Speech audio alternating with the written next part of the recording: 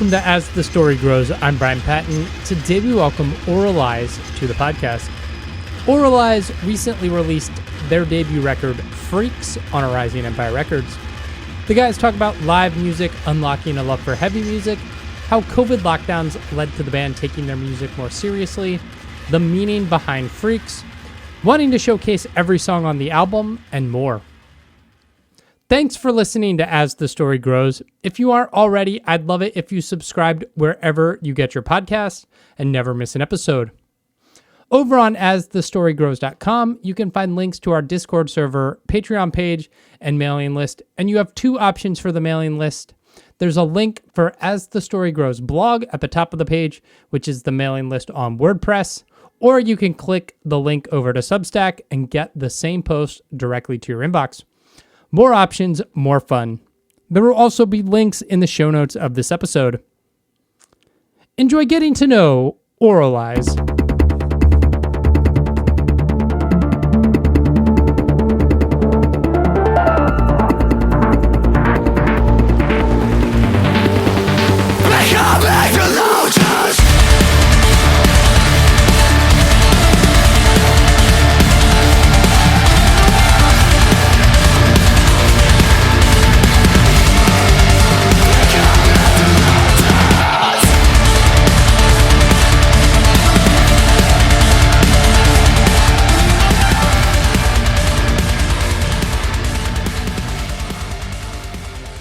And I'm recording. I fed up once last week where I forgot to hit record, and then we finished, and I was like, "Oh shit!"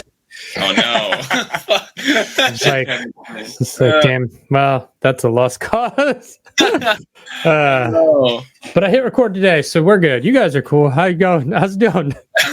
Well, great. We're doing great. Kind of tired, but very good. How are you? Good. Where your bio says Southern Germany? Where in Germany? Rottweil. It's like an hour drive to Stuttgart. Okay. Or do you know how's that lake called? Bodensee is it called in German? It's like a really big. It's like a really big lake. I think it's called Lake of Constance. Yeah, Okay. I think. In English, but I don't know exactly. Okay. Cool. That's right. Is that where you grew up? Yeah. Yeah. Nice. What was growing up like? Oh, great. Yeah. Really great. I'm still living at home. That's really good. Yeah. Nice. Because as a drummer, I need to be loud. Yeah. Yeah. What's the practice space, music scene? If you're a band and you need a place to practice, are there spots where you could all meet together? Or is it just whoever has, at the drummer's house because you have the drum kit? It actually is, but we will change it to his house. Okay. Because the room is a little bit bigger and we also can make a lot of noise there. That's really cool. Okay. So, but currently it's in my basement, but it's a little bit small, actually. Yeah. But yeah. Nice. For now, it's good. Yeah. What got each of you into music? Oh. I would say just wanting to play an instrument. I first started with drums, and then I played piano, and then I played guitar. And I was listening to music all day long, as a little child, and also with 2 and 3 years old, I was just listening to music all day long. And listening to blues guitarists like Gary Moore and stuff like that. That was a big influence for me. I personally started as a blues guitarist to play in bands and stuff like that. And then we played together in a cover band because our music teachers brought us together because they also had a band. Yeah. And we started as a cover band then. For me, it kind of came out naturally. I played guitar very young, but acoustic guitar when I was 4 or 5. And then every time I would listen to music, I always listened to the drums. Yeah. Listening to drums and started building my own little drum kits with, everything I could found. And then when I was 6 years old, my parents said, "Yeah, that's it. You gotta get a license." And yeah, that's how it started for me. Nice. Yeah. Why did you bounce around from like drums to piano to guitar? Was it just trying to figure out what worked for you, and like you didn't take to drums or piano? Or I think for me, drums were always my main instrument. I had a time when I was like 13, 14 around, where I didn't play as much drums as I do now and play more guitar. But yeah, it was always like my main instrument. How's it for you? I don't know why I switched so often, or like I didn't switch. I played them at the same time. Instruments. I think starting with drums was like more this percussion thing, and then you wanted some melody or something. It's very hard with like the drums to play a melody, I would say. And maybe it was also like with the school I wanted to be on so bad. It was like a music school specifically for like music people, and there was like the basic thing was to play guitar or like piano and stuff like that, because you need that melody instrument besides the drums. And that's the thing why I started with piano also. And then guitar just catched me because of all this blues shit I was listening to. Yeah. And also, yeah, my father was playing guitar at the moment and already taking lessons at the time, and then he grabbed me and took me with him. Yeah. And so I got in touch with the guitar and I immediately fell in love. Yeah. Nice. Nice. Yeah. At what point did you guys discover metalcore or new metal or whatever got you into heavier stuff? I think for me I was always listening to a lot of Metallica when I was young, because CDs were just laying around and I was just listening to what was available. And one day when I played Need for Speed Underground, I think it was actually the first one, there was a song from Story of the Year. That's where I heard screaming for the first time and was like, holy shit, what's that? I was playing like I didn't see what the song was called, and we played for 2 more hours till the song came again, so I could listen to it, and started to listen to a lot. Bullet for My Valentine, Avenged Sevenfold. And when I was for like 13, I discovered deathcore. Yeah. Listened to deathcore for like 5 years straight. Yeah. Nice. Yeah, what got me into metalcore was actually Basti, because he was like always pumping like metalcore everywhere and so loud. And at first I hated screaming and like this heavy music. I was like, damn, put that shit out. Like I couldn't stand it, but now I really love it, and now I'm a screamer myself. So it's I was so like crazy. Yeah. Come on, man, it's so sick. You gotta listen to it. And it was. Yeah, I think the point where it switched was like we were going together on a Avenged Sevenfold concert here in Stuttgart, and it was like such a crazy show with openers like Chevelle and Disturbed was there. It was like very, very massive, and yeah, it really catched me. Yeah. Sometimes seeing it live, it just connects where you can like, I don't know, see the emotion or the energy, and you're just like, okay, yeah, this makes sense now. Absolutely. Talk to me about the band. I mean, you two were put together in music school. How did, like, is that really from that cover band where the band grew out of?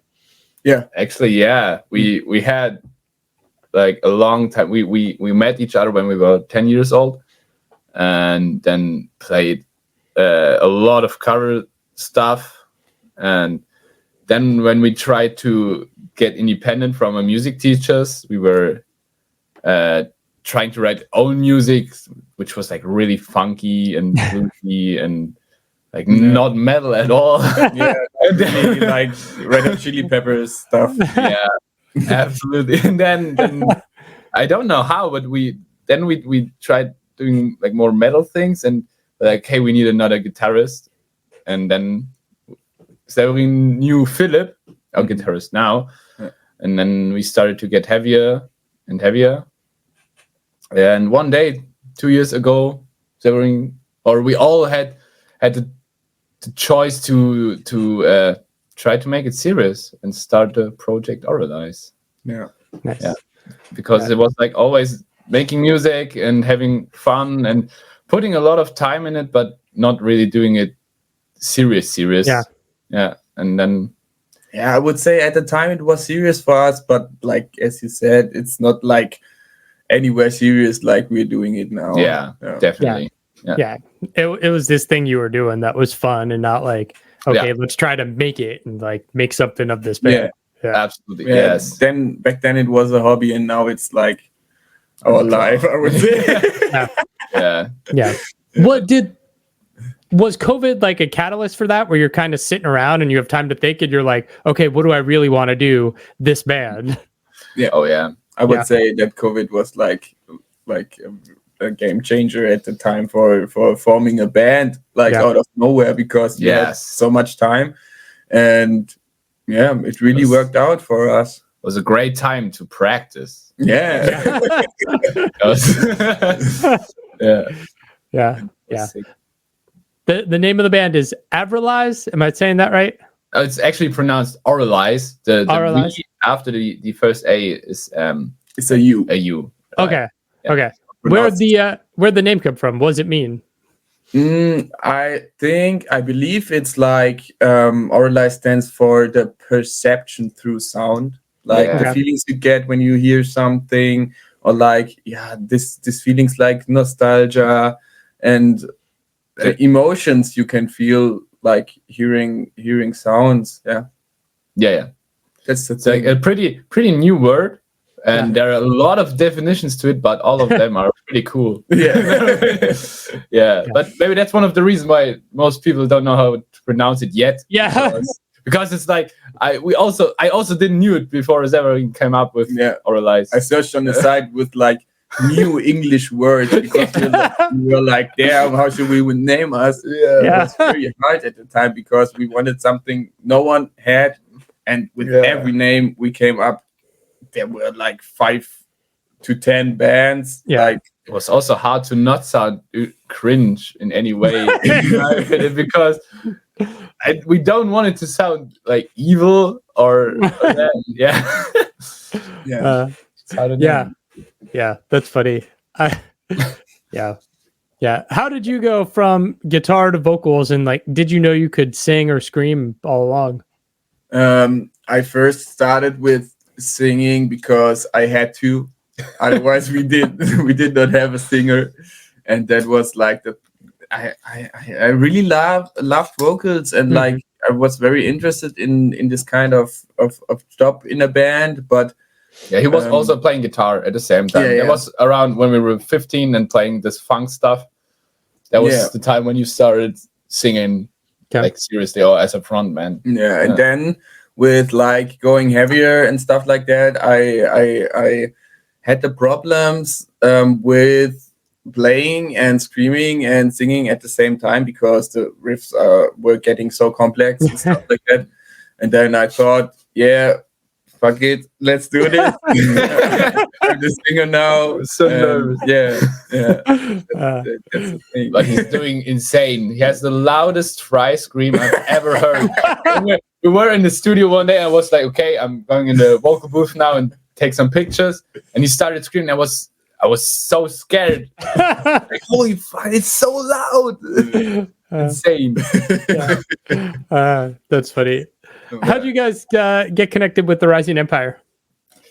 I would say, starting with Avralize, we knew from the start we want them as partners, because like the bands on that label are stunning, and the label really does a great job. It really has great exposure, and for us it would back then it would be the biggest dream, like signing at this label. And then we played a show with Venues. That's also a band signed with A Rising Empire. And Robin, the screamer of Venues, is actually the A&R of A Rising. Yeah. And then he seems like he liked what he saw. Yeah. He saw us live, and then we got an offer from them, and since then we're very happy. Absolutely. Nice. You guys are not far from Stuttgart. I mean, you're a new band. So what's the scene for heavy bands like in Stuttgart and where you're at right now? I would say like Mayflower is out there. Mayflower is nice, but it's more like in the Switzerland. Oh yeah, region. right. Not like Switzerland, but on the border. Yeah, Germany. Venues is from Stuttgart. They're really great. Defocus is from Aalen. Yeah, that's also a very nice band. We actually played their release show last Saturday. It was so nice playing with them. Yeah. They're actually playing on our release show at the 23rd. Yeah, I interviewed those guys. Their interview aired today. It was live today. Nice guy. Yeah. Defocus is crazy. Then at the Mannheim region, you have very many bands like Consumer and also Unprocessed. Where's Unprocessed from? I don't know where Unprocessed. I believe they're now in Berlin or something. They studied in Mannheim, I think. Yeah, but I have no idea where they live. Yeah. But in our region, you have an amount of bands. It's a good thriving scene. Really. Yeah, and especially for hardcore music, like in our small town here in Rottweil, we have this place called Stadtjugendring. It's like a youth room for like young people to just have concerts and stuff like that. And when we have hardcore here, man, it's always full. The crowd is going crazy. It's like full of people, and everyone's going crazy and nuts in the pit. It's very nice.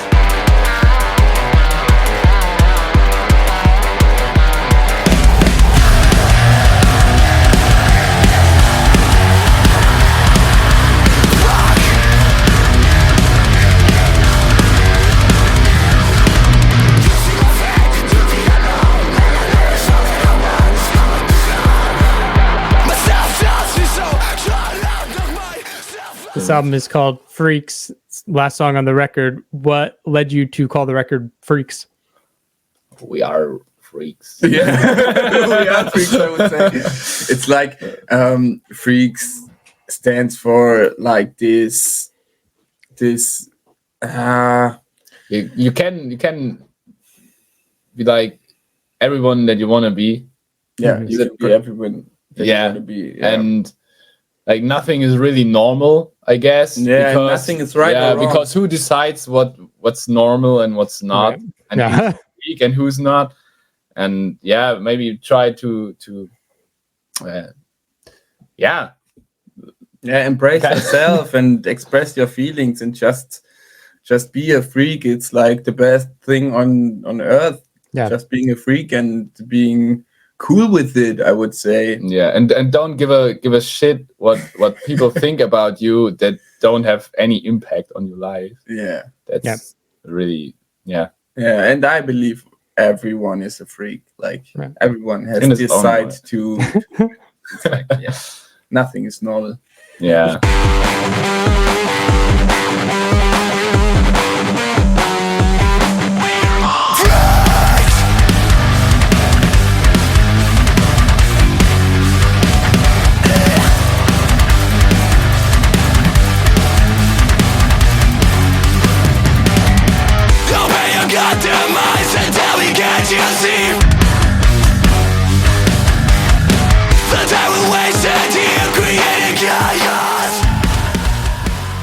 Who came up with the album concept? It's a very weird and striking album design for the artwork. We came on it together. We wanted like this 3D model style with like this a little bit techno and a little bit futuristic, but also a little bit retro with it. And yeah, then we spoke to our designer here, and he's done a little design, and we were like, that's it. That's it. Yeah. And then it was there. Yeah. And then for the singles, we just looked after some fitting 3D models and options, and then the design was born, or like the design concept. Yeah. Nice. Album is out next Friday. Currently, 7 of the 8 tracks from the album are available online. Talk about the process about releasing basically your entire record before release day. Oh, we thought like every song has so much work to it. Like we when we write songs, we are much longer on it than it seems. Than it seems. Like, for example, the chord progression from Lotus, the whole song was basically done, and we changed the chord progression from the chorus 4 or 5 times. And yeah, also, and that was the point we thought when we release it as an album and are not like well known yet. It's maybe there are some songs that are important to us that don't get the attention they might deserve, and that was maybe the point why we decided to release all songs as singles to like have because I know it for myself. When one of my favorite bands drop albums, I never listen to them front to back at the first time. Or I'm not able to pick everything up at once. And, that's maybe one of the reasons why we did that. I also believe that this is the strategy for the future. Like you have to you are able to build so much content around it like this way. When you're just like dropping single by single, you can do playthroughs and everything. Otherwise you would drop the album and then put the playthroughs and stuff like that. But I believe that if you drop the single and then some maybe 2 to 3 weeks like content for the single, it can really have a good impact on the numbers and stuff like that. Yeah, you work so hard and put your heart and soul into this thing that, like, if you dropped it all at once, somebody's going to listen to 30 seconds and make a judgment call based on that, as opposed to, like, you can have videos and different artwork for each single, and then, like, the people who want to pick up the whole package on vinyl or CD can do that, right? Yeah, absolutely. Yeah. Album's out next Friday. What's your plans for the rest of this year? You got your release show coming up. Yeah. We got some very cool shows coming up. Like very nice festivals this summer, and just playing live, just doing shit we want to do. We're already writing the second album. And it's gonna be much crazier because we're trying out more stuff than we are now, because we were kind of most of the time we're like not giving a shit if this is like metal core. We're just doing what we want. But it's still like with Overdose, for example, it was like we didn't knew at all what to expect, because it's like really unconventional, I'd say. I have no idea. And now the next album, we are just trying out so much and are so excited to record it. And the plan is maybe to start releasing in autumn or late summer. But as a new band, is your goal just to like make your way through Germany and Europe and just try to pick up momentum with this debut? Absolutely. We also, like, Philip and I are planning doing playthroughs for every song. I just saw one on YouTube today. I'm doing the Lotus playthrough this weekend, and I hope I will be happy with the result. Don't fuck it up. This song is so hard. So, I never thought that I would do a unison blast at 300 BPM in a metalcore song, but it happened. If I don't warm up live, my right hand is like, what the fuck are you doing?